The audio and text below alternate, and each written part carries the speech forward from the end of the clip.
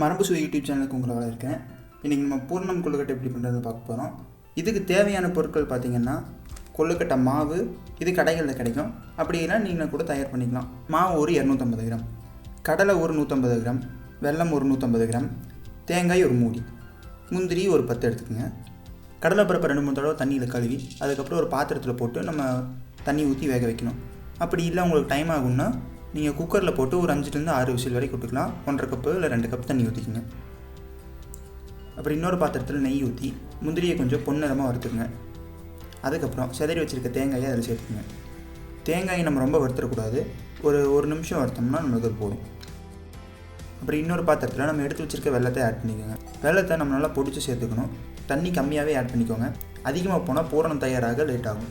வெல்லம் கரையிற அளவுக்கு இருந்தால் போதும். இன்னொரு பாத்திரத்தில் நம்ம வெல்லத்தை வடித்து அதில் பருப்பை ஆட் பண்ணிக்கலாம்.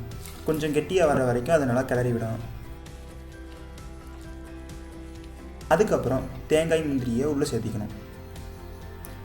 ஒரு 1.5 நிமிஷம் போல் நல்லா கிளறி விட்டால் இந்த பூரணம் ரெடி ஆகிடும். அடுத்து நம்ம சுற்றி கவர் பண்ணுற மாவு எப்படி பண்ணுறதுன்னு பார்க்கலாம். ஒரு பவுலில் 250 கிராம் மாவை ஆட் பண்ணிக்கோங்க. மாவில் கொஞ்சம் உப்பு சேர்த்து கலந்துக்கோங்க.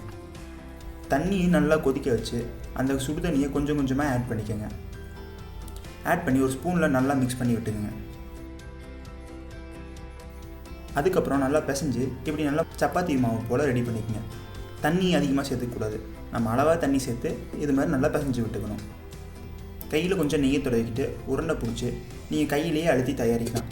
அப்படி இல்லைன்னா ஏதோ ஒரு பாத்திரத்துலையோ இல்லை இலையிலையோ வச்சு நீங்கள் நல்லா விரித்து விட்டுடலாம். இப்போ நம்ம ரெடி பண்ணி வச்சுருக்க பூரணத்தை எடுத்து உள்ளே சேர்த்துக்கணும்.